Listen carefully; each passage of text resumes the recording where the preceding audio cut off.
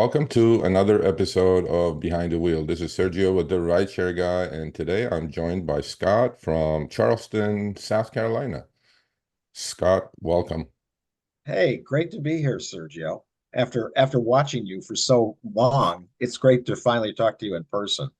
I appreciate that because I love putting the faces together to the thousands of emails that I get on a weekly basis. I'm sure. And it becomes a blur at some point, right? I mean, everybody's got something to say, and then I try to respond to all of them, but you're one of them that I did respond, and it was a well put together email, and we're doing this. So please go ahead, introduce yourself, what you did before, Uber and Lyft, and all that good stuff. Well, I've been doing Uber and Lyft for about 6 years, on and off for about 3 years before that, and then continuously since COVID.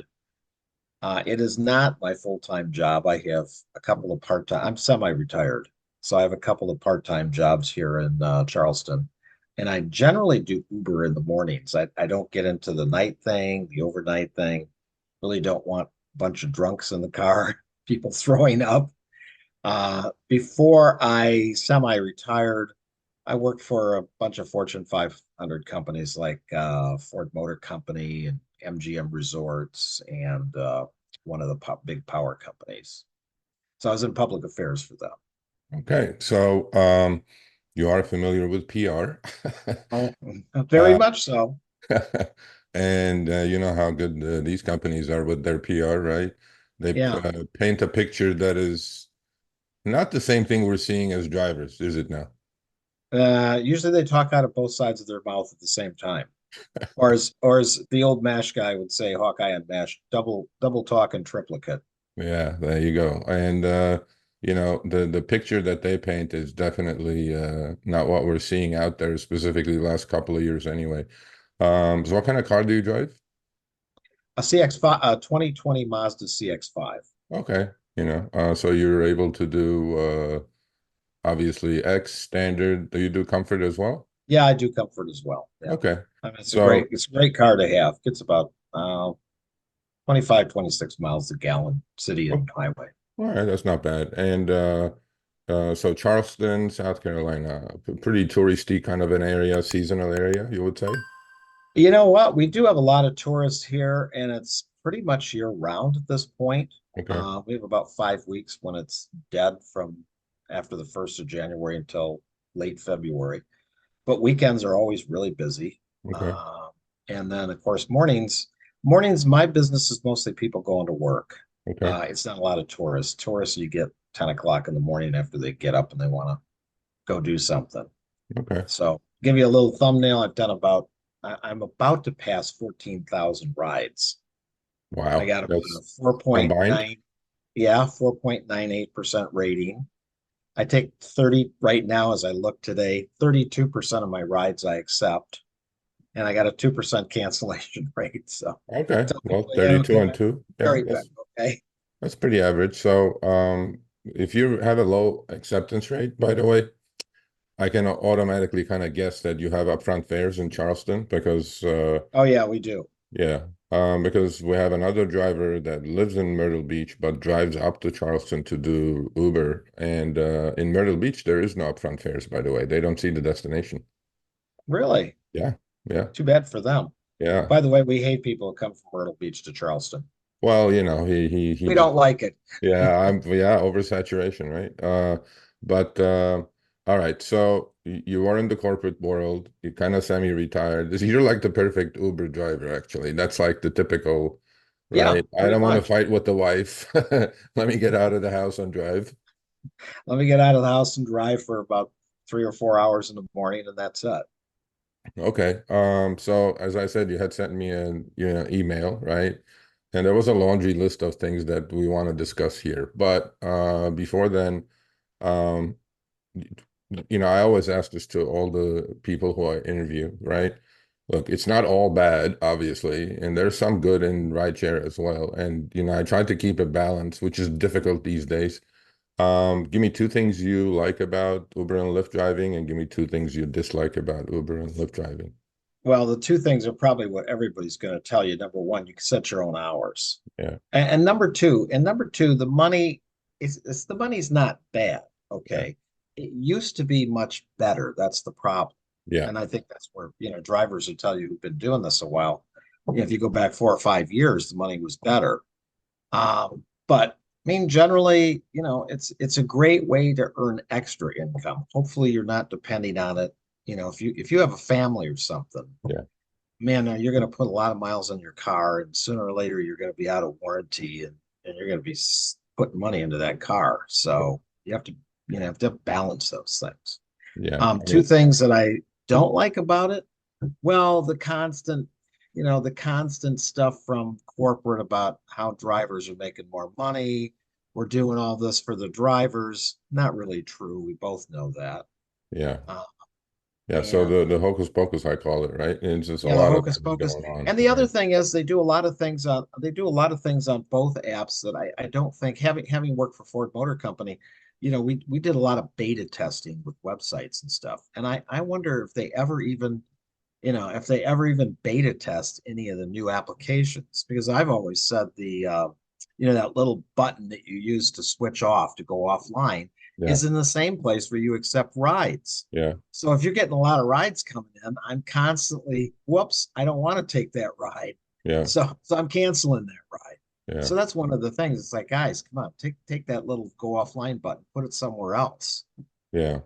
I mean, I have come to believe that over the last 10 years, um, they have become more quantity over quality anyway. And I do see this in the lower quality cars, drivers who are new, who don't know what they're doing most of the time.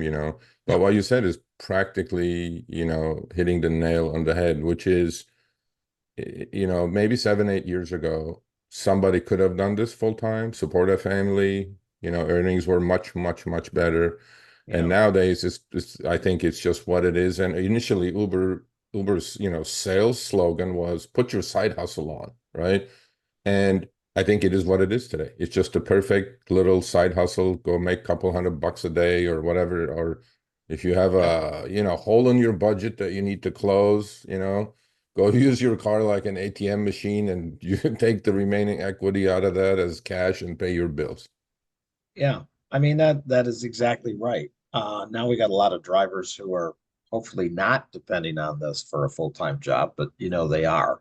Yeah. I mean, with upfront fares in particular, I've just noticed especially in this market, a general degradation from when I first came in. Now, right now, we're talking in July of 2024. Mornings used to be most of my rides would be $8 to $10. I'm always looking for a ride around at least $10 in the morning, so each ride's at least 10. Now you see a lot of fares that are about 750. Yeah. And then as the morning goes on, you hit 9 and 10 o'clock, and it'd be interesting to hear from other drivers on this, but you hear 9 and 10 o'clock, suddenly you're looking at $4 and $5 fares. Yeah. And I'm not interested in taking $4 and $5 fares. It take me all Right. day to make $100 or $150 taking those rides. Yeah, it's going It's to be not worth it. difficult to put those together. You have to do 30 trips of those $4, $5 trips to make your 150. Yeah. But I do believe that I mean, I don't have any inside info on this, but I do believe Uber uses different algorithms for different times of the day, different parts of the city, Oh yeah, definitely. definitely different drivers, the way their patterns are. They know more about you than you know about you. That's Yeah, I'm sure about that, especially using artificial intelligence these yeah, days. for sure. So let's talk a little bit about upfront fares. So you had it for what, couple of years? Yeah, we've had upfront fares here. I'm trying to think at least a year and a half. Okay.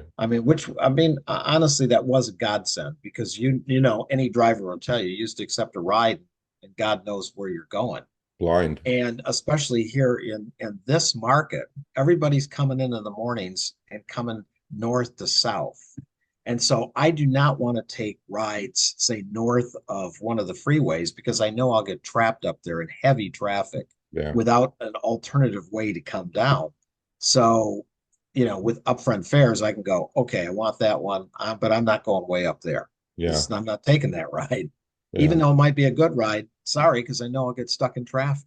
Yeah. So that, Well, you had a rate card before upfront fares, right? You had a yeah, time and distance rate card like a cab, let's say. exactly. And then I mean, I'm pretty sure you know you've been working at corporate, you're kind of familiar with spreadsheets and numbers and things like that to a point, which we tell every driver, you know, you got to know your numbers. I mean, are you profitable doing this, right? And what do you think? What has been the change? Are you making this, or are you grossing the same amount with the No, rate card with upfront fares or less? no, I'm making less. This could in part be the time of the year here. Even though you would think this is the busy time, you have a lot more drivers because teachers are out there right Yeah, now. But I used to work. I usually start around 6:30 in the morning, work till 10 or 11 a.m. That was easy to make $150 within 4 or 5 hours. Now I'm out there till 11:30 and I'm struggling to make 120. yeah, And I, there are days where you just, I guess if you want to be out till one, or if you want to put in 7 or 8 hours, yeah, yeah, but I'm not gonna work that hard for $150. It's just yeah, not worth it to me. yeah. So I have seen the earnings go down, Okay. and earnings per mile has also decreased because I keep a track on that. So Yeah, earnings per mile is definitely down right now. yeah, I will say one thing, drivers, I constantly harp on this on the forum because we have a forum here in this area for Uber drivers. I constantly harp on it, and you mentioned it.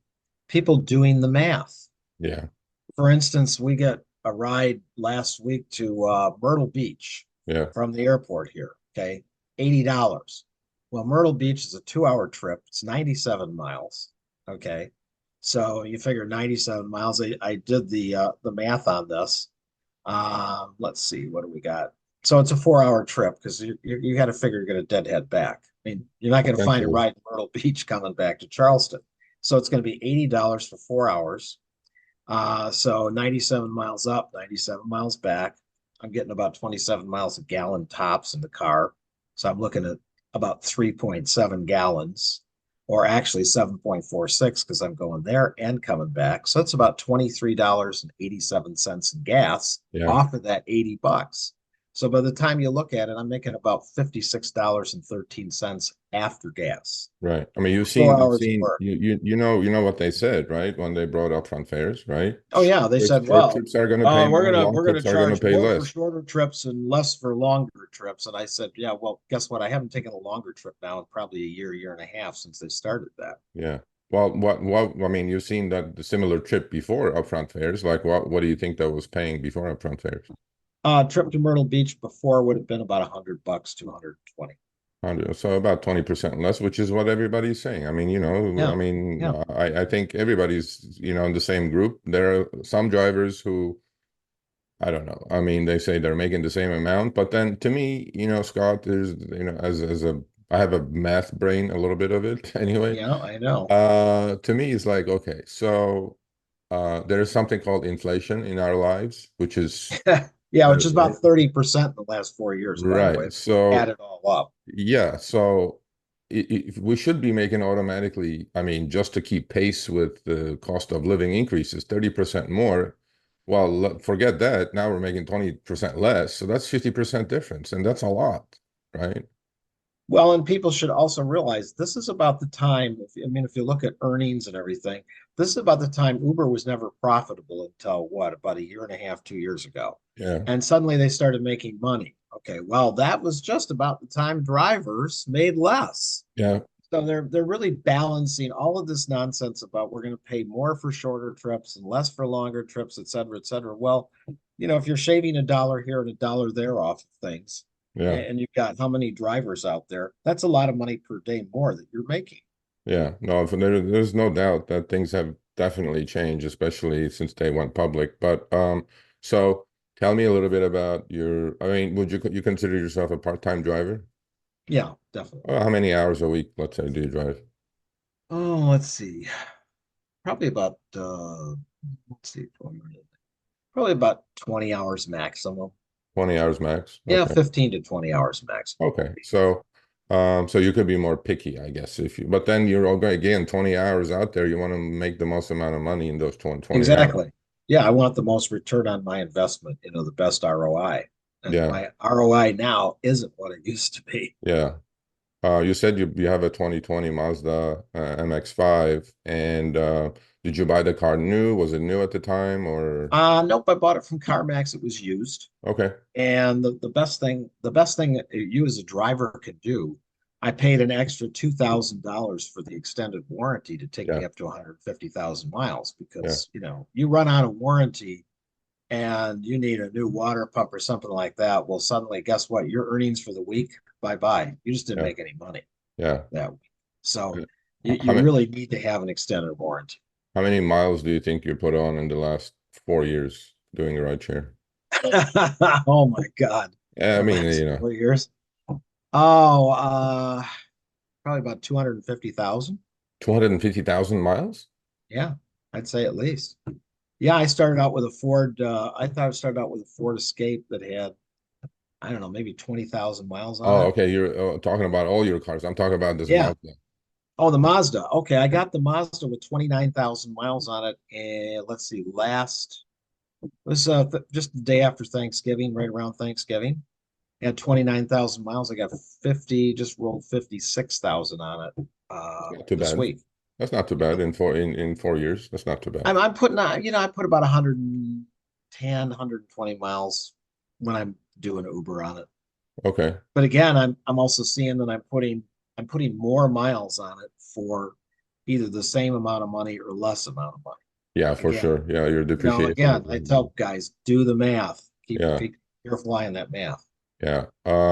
So with let's talk a little bit more about your typical day. I mean, you said you work the morning hours. Did you ever think of changing your shift, maybe give it a shot I mean, not pure drunk hours, okay?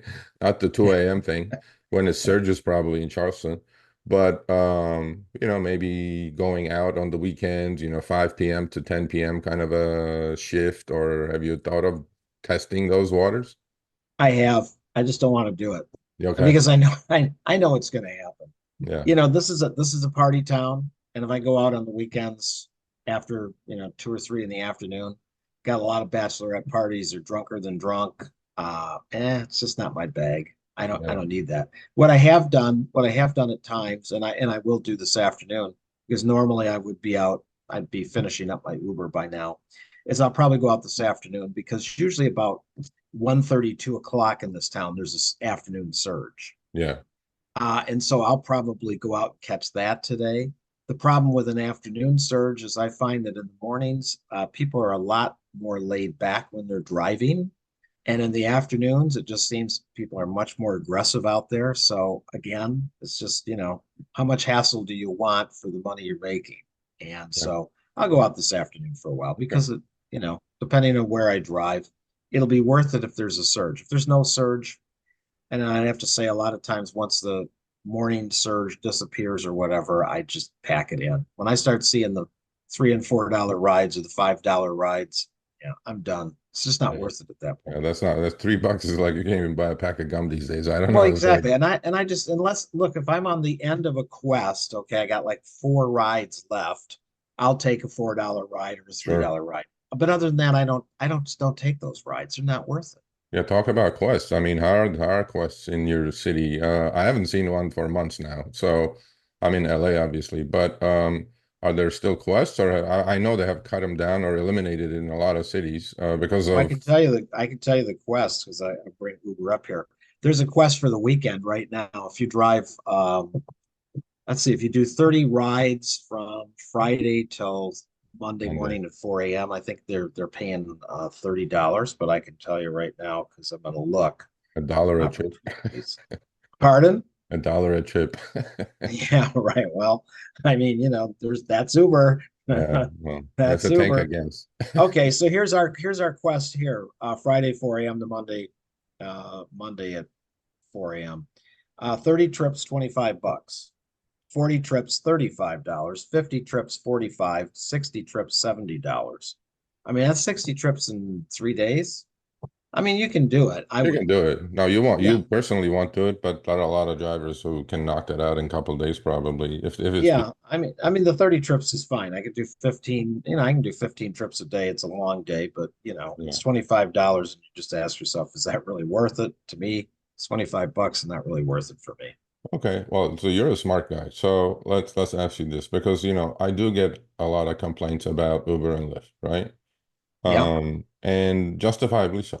Okay. But then, my pushback is you said you're part of a Facebook group, right? Or some sort of social media. Okay. Yeah. The I'm pretty Charleston sure drivers have it's not their short of face. complaints there.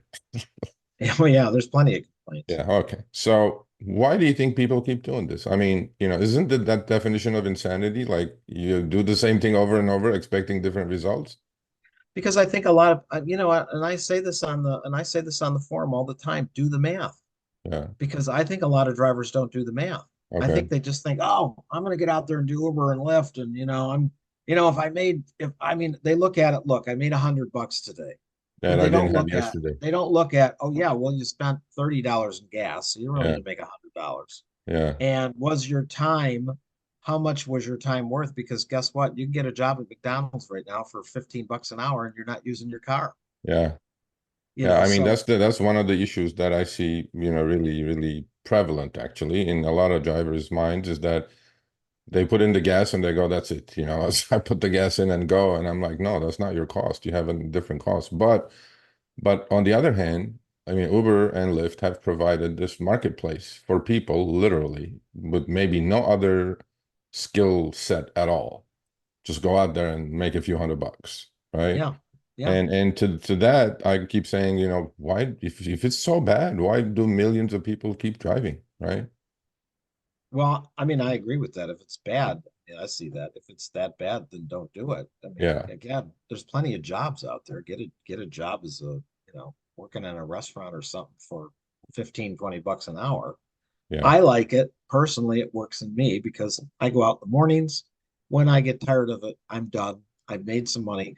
Personally, I can pay every month. I pay most of my bills. In fact, almost 100% on with my Uber earnings. I don't Okay. have to dip into my Social Security or my investments, and Yeah, that's why I do it. yeah. But I'm seeing I'm making less, but still, for me, it's a great gig. It's cash flow, right? Yeah, And it is cash flow, and it's a great gig. yeah, no, I And, agree. and you can deduct all of the miles that when you're roaming around looking for rides. I mean, keep in Yeah. mind, folks, you're getting to deduct 65 cents a mile off of your taxes too. So, Well, I think that's one of the major, actually important issues that a lot of people don't pay attention to. Because if you're driving a completely, not fully depreciated car, but if your costs are, I don't know, 40 cents a mile, let's say, right? And yeah. you've done the numbers and you're getting a deduction of 67 cents a mile at the end, it's almost like a tax loophole, actually, that you're taking advantage of. Well, I mean, we can we we can talk about it for a second, but I Yeah. mean, and I hate to say this, but if you're a smart driver, okay, sometimes when I get done, say I'm 5 or 6 miles away on the other side of town, I might just turn my app on, not intending to take any rides, because guess what? Take the I'm going to get deduction. 5 or 6 miles at 67 cents a mile to deduct Yeah. off my taxes. Yeah. So We there's have plenty. drivers that do that quite often, and I think a lot of drivers, don't pay attention to that, right? So, like, let's say Right. if you took a trip to Myrtle Beach, that trip that you talked about, right? And Mhm. then, I mean, potentially you could work down there, although they don't have upfront fares there, but you could work down there and make some money, and then even if you don't get lucky, you're dead miling back. A lot of people turn the app off and then dead mile it back. I'm like, no, leave Right. the app on. Don't turn the app off. Yeah, Get your 67 cents a mile credit for that. Because Uber at absolutely. the end of the year, they're gonna say you put in this in miles. The IRS can't argue with that. That's there.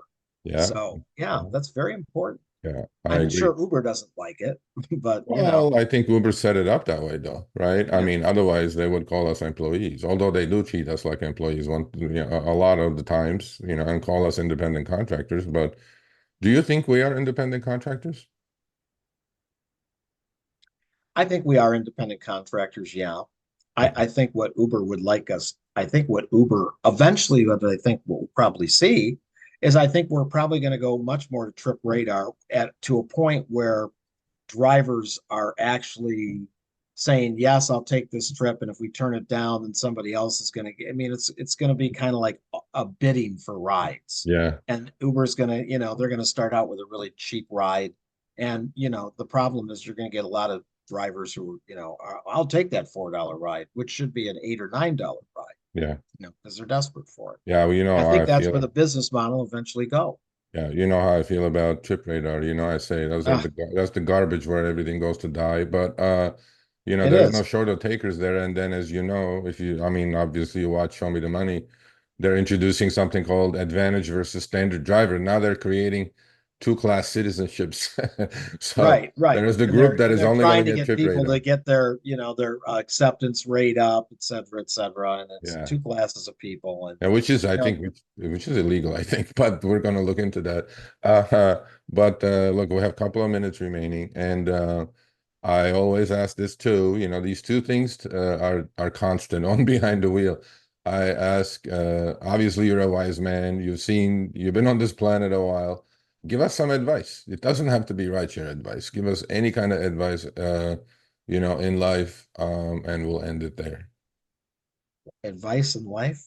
Yeah, or I it don't could be know. rideshare as well. Anything that's you want to share with our audience.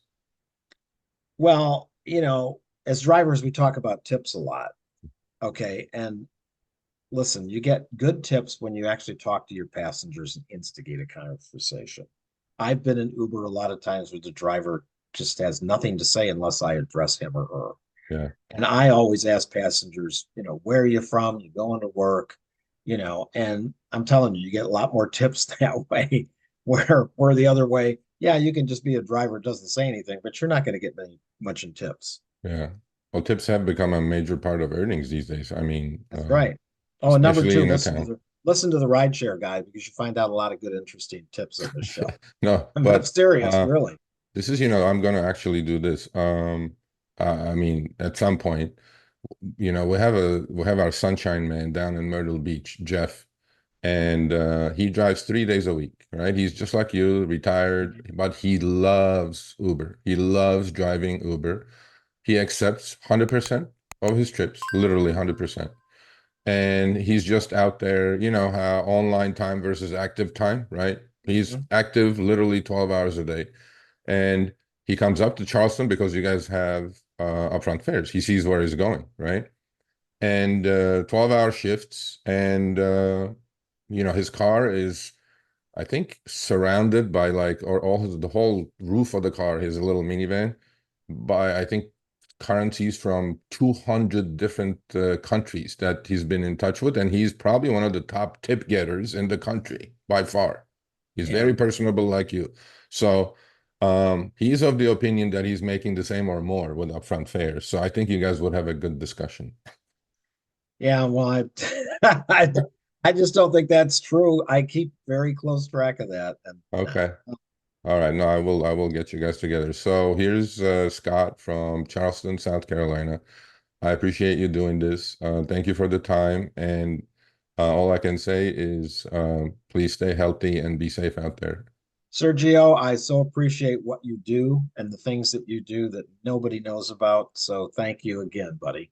All right. I appreciate it. Thanks for watching this episode of Behind the Wheel on the Rideshare Guy.